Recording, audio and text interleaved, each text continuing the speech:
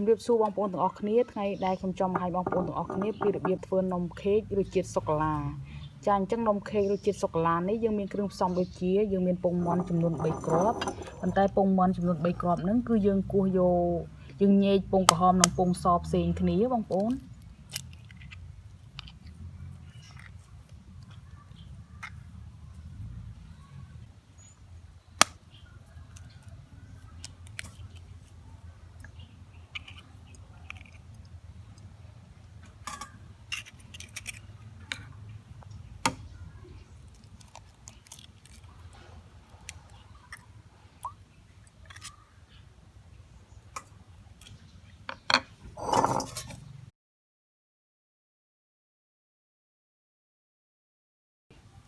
ចាអញ្ចឹងបងប្អូនបន្ទាប់ពីយើងញែកពងក្រហមនិងពងសហើយយើងវាយពងក្រហមជាមួយនឹងស្ករចំនួន30ក្រាមបងប្អូនចាអញ្ចឹងយើងធ្វើការវាយវាតវាឡើងស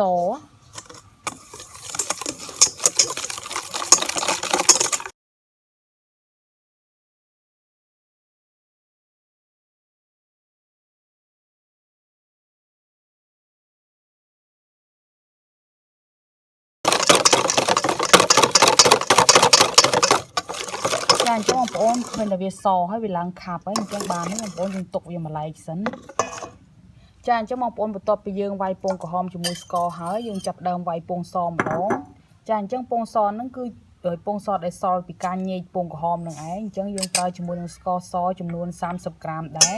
អញ្ចឹងយើងធ្វើការវាយវាតតឡឹកវាឡើងខាប់បងប្អូន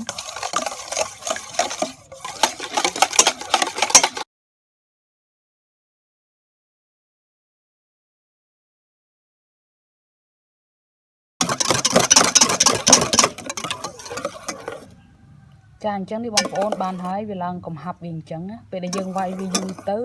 កំហាប់ឲ្យវាឡើងខាប់ហើយវាឡើងពណ៌សចាបន្ទាប់មកគឺយើងចាក់ពងក្រហមដែលនឹងស្ករដែលយើងបានវាយនឹងចូលមក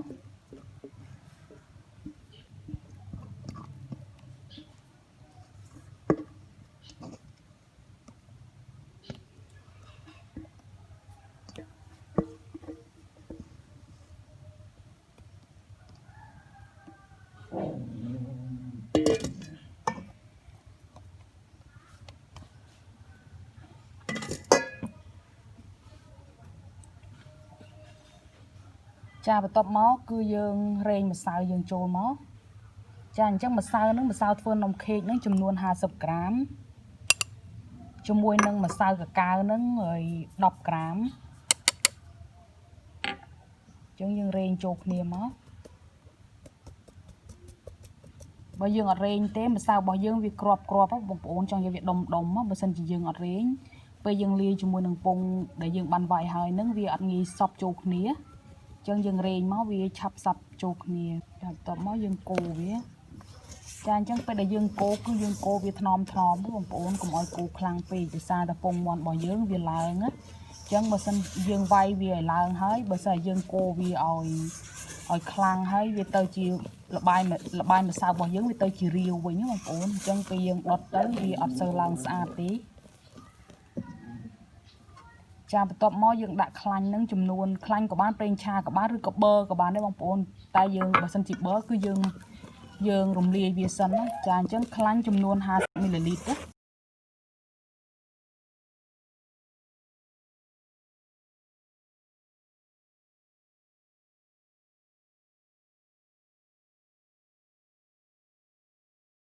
ចាអញ្ចឹងពេលកូរយើងកុំកូរវាយូរពេកណាកូរយូរពេកពងមាន់របស់យើងវារីកបងប្អូនពេលវារីកទៅវាទៅជារាវអញ្ចឹងនំរបស់យើងឡើងអត់ស្អាតទេចាអញ្ចឹងបានហើយបងប្អូនចាអញ្ចឹងបងប្អូននេះគឺជាពុំដោយសារពុំរបស់យើងវាអត់មានបាតអញ្ចឹងខ្ញុំរុំជាមួយនឹងกระดาษសម្រាប់ដុតត្រីបងប្អូនចាអញ្ចឹងយើងរុំវាដើម្បីធ្វើបាតរបស់វាហើយយើងយកกระดาษសម្រាប់ដុតនំនេះយកមកទ្រាប់ពីលើពុំរបស់យើងទៀតកុំឲ្យពេលដែលយើងដុតទៅវាជាប់ណាចាបន្ទាប់មកយើងមានជើងអីដែលមានចង់និយាយថាមានរបស់អីដែលមានជើងអញ្ចឹងណាបន្ទាប់មកយើងយកពុំយើងមកដាក់ពីលើមកដើម្បីពេលដែលយើងដកយើងងាយស្រួលកាន់ណាចាអញ្ចឹងយើងចាក់នំរបស់យើងចូលមកយើងចាក់ម្សៅដែលយើងវាយហើយនឹងចូល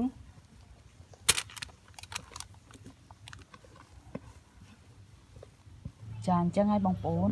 ចាអញ្ចឹងដោយសារនំរបស់យើងដុតនឹងឆ្នាំងបាយអញ្ចឹងដូចខ្ញុំប្រាប់ចឹងហើយបងប្អូនរោរបស់អីដែលមានជើងអញ្ចឹងដើម្បីកល់ជាមួយនឹងឆ្នាំងរបស់យើងកុំឲ្យវាយើងដាក់ផ្ទាល់ជាមួយនឹងឆ្នាំងណាខំវាខ្លោចបានអញ្ចឹងបានហើយយើងយកវាទៅដុតណាចាអញ្ចឹងបងប្អូននេះគឺជាឆ្នាំងដែលយើងយកមកដុតនំហ្នឹងគឺវាមានសភាពក្រាស់អញ្ចឹងបងប្អូនចាអញ្ចឹងបន្ទាប់មកគឺយើងដាក់នំរបស់យើងចូលមកចាបន្ទាប់មកយើងគ្របមកចានេះគឺជាភ្លើងដែលយើងដាក់ដុតនំហ្នឹងបងប្អូនចាអញ្ចឹងយើងដាក់ភ្លើងវាតិចតិចទេដោយសារនំរបស់យើងវាធំហើយវាក្រាស់អញ្ចឹងបើយើងដាក់ភ្លើងខ្លាំងពេកវាខ្លោចហើយវាអត់ឆ្អិនដល់ខាងក្នុងទេអញ្ចឹងយើងដាក់ល្ងើកភ្លើងចូលមកចាអញ្ចឹងយើងដុតគឺយើងដូចយើងផ្ងុំមកបងប្អូនទៅនំរបស់យើងវាឆ្អិនដល់ខាងក្នុងចាអញ្ចឹងបងប្អូនខ្ញុំដុតរយៈពេលកន្លះម៉ោងបងប្អូនអញ្ចឹងយើងមកមើលនំរបស់យើងសិនថាវាឆ្អិនហើយនៅអញ្ចឹងយើងមានឈើប្រហិតមកយើងយកវាមកចាក់ចំកណ្ដាលមកចាអញ្ចឹងមានវាឆ្អិនហើយបងប្អូនអញ្ចឹងយើងលើកវាចេញបានហើយចាអញ្ចឹងនំយើងឆ្អិនហើយបងប្អូនអញ្ចឹងយើងយកវាចេញពីកងមកយកវាចេញពីពុំអញ្ចឹងយើងចាក់ដាក់ក្នុងពុំនេះ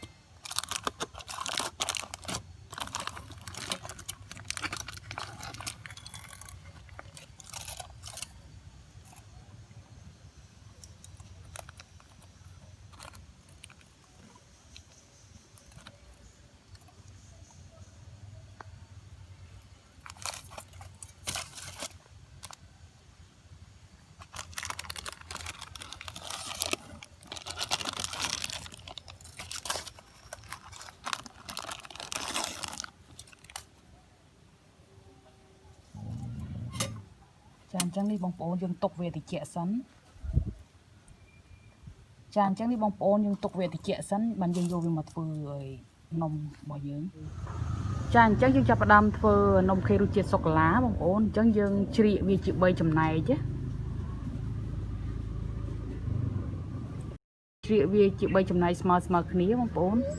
ចាអញ្ចឹងបងប្អូនបន្ទាប់ពីយើងធ្វើនំធ្វើអីអស់ហើយយើងចាប់ផ្ដើមធ្វើទឹកស្កររបស់វាចាអញ្ចឹងពីព្រោះពេលដែលយើងធ្វើនំនោះយើងត្រូវការឲ្យលាបទឹកស្ករវាដើម្បីកុំឲ្យនំយើងស្ងួតអញ្ចឹងខ្ញុំដាក់ទឹក200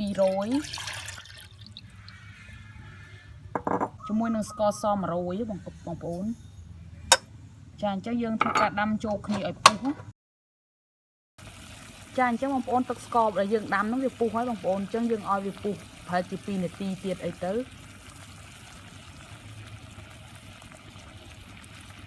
ចាអញ្ចឹងបានហើយចាអញ្ចឹងបងប្អូនបន្ទាប់ពីយើងដាំទឹកស្ករហើយយើងចាប់ផ្ដើមវាយគ្រីមចាអញ្ចឹងគ្រីមហ្នឹងគឺយើងយកគ្រីមផ្អែមគ្រីមដែលមានរសជាតិផ្អែមបងប្អូនអញ្ចឹងបងប្អូនទៅទិញនៅផ្សារទំនើបបងប្អូនគ្រាន់តែប្រាប់គេថាទិញគ្រីមផ្អែមអញ្ចឹងទៅគេឲ្យគ្រីមផ្អែមមកហើយ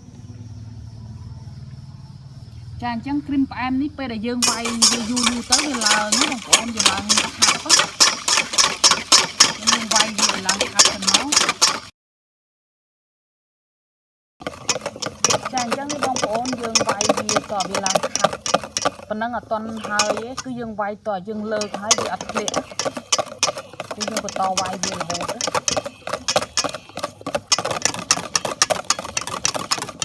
ចាអញ្ចឹងនេះបងប្អូនបានហើយគឺយើងលើកមកគឺវានៅបែបនេះចាបានហើយចាអញ្ចឹងបងប្អូនបន្ទាប់ពីយើងកាត់ហើយយើងចាប់ផ្ដើមដាក់ស្នូលរបស់វាចាអញ្ចឹងនេះគឺជាទឹកស្ករដែលខ្ញុំបានដាំហ្នឹងអញ្ចឹងយើងយកវាមកលាបលើនំស្ទាប់នំរបស់យើងបើសិនជាយើងអត់លាបទឹកស្ករទេនំរបស់យើងវារឹងបងប្អូនវាស្ងួតអញ្ចឹងហើយបានយើងលាបទឹកស្ករដើម្បីឲ្យនំរបស់យើងមានជាតិសំណើមចាបន្ទាប់មកនេះគឺជាគ្រីមផ្អែមដែលខ្ញុំបានវាយហើយនេះច្រកក្នុងថង់ដើម្បីងាយស្រួលក្នុងការបាញ់វាដាក់ស្នូលអញ្ចឹង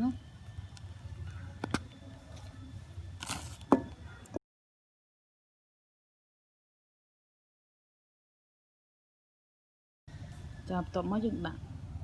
នំរបស់យើងមួយទៀតបន្ទាប់មកយើងលាបទឹកស្ករដែរ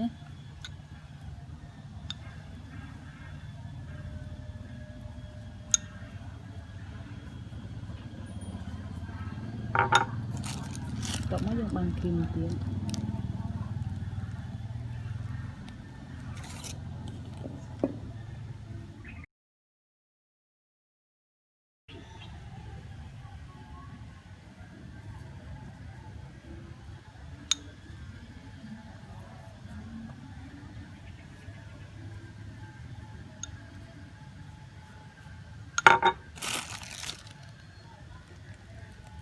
អញ្ចឹងលើកនេះគឺយើងដាក់គ្រីមមកជុំវិញដើម្បីយើងបៀកវាបងប្អូន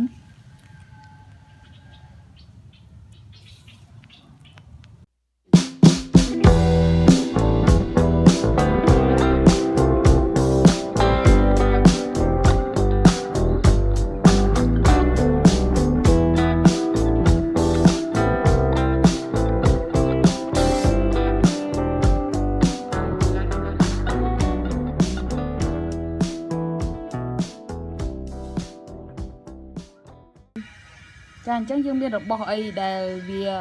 ស្ដើងបងប្អូនយើងយកមកបៀកវា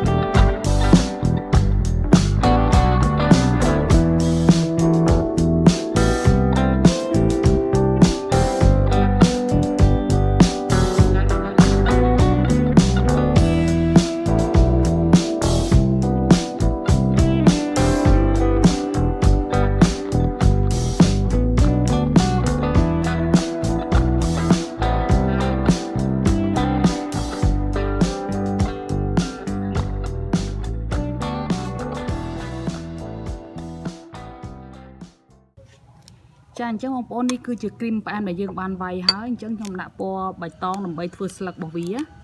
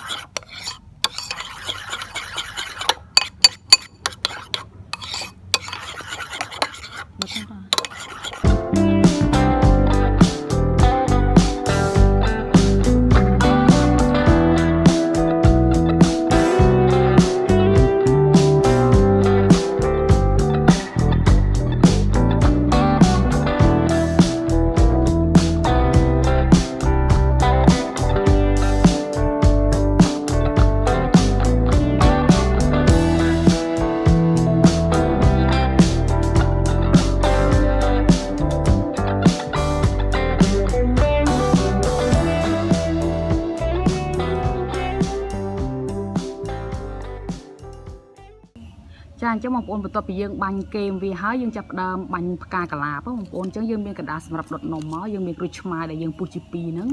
សម្រាប់ដាក់បាញ់ហ្នឹង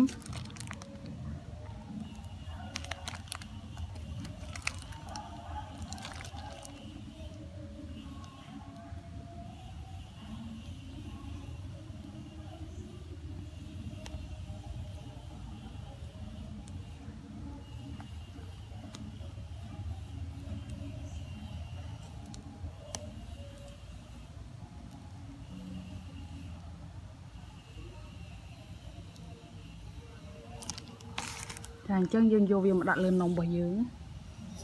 ចាអញ្ចឹងយើងបាញ់ផ្កាកាឡាបហើយយើងយកវាមកដាក់លើនំបងប្អូន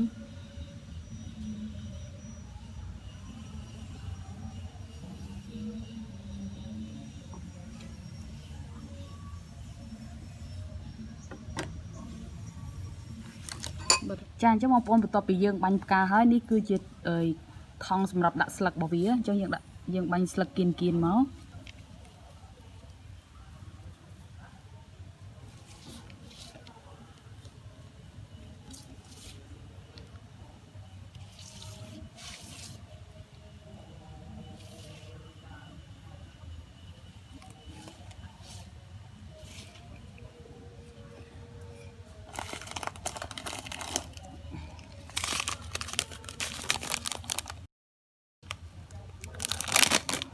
ចាបន្ទាប់មកយើងមានសូកូឡាទូចអញ្ចឹងបងប្អូនអញ្ចឹងយើងរោយពីលើនំរបស់យើងចាអញ្ចឹងបងប្អូននំរបស់យើងរសជាតិសូកូឡាហ្នឹងរួចរាល់ហើយបងប្អូនអញ្ចឹងយើងកាត់វាមើលខាងក្នុងវាច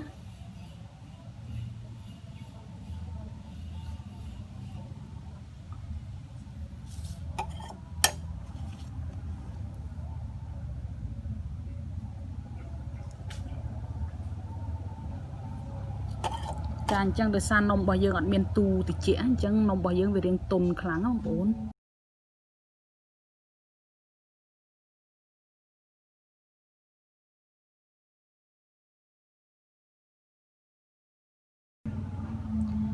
ចាអញ្ចឹងក៏សូមអរគុណច្រើនចំពោះបងប្អូនទាំងអស់គ្នាដែលបានតាមដានទស្សនាវីដេអូនេះតាំងពីដើមរហូតដល់ចប់ចាសូមអរគុណច្រើន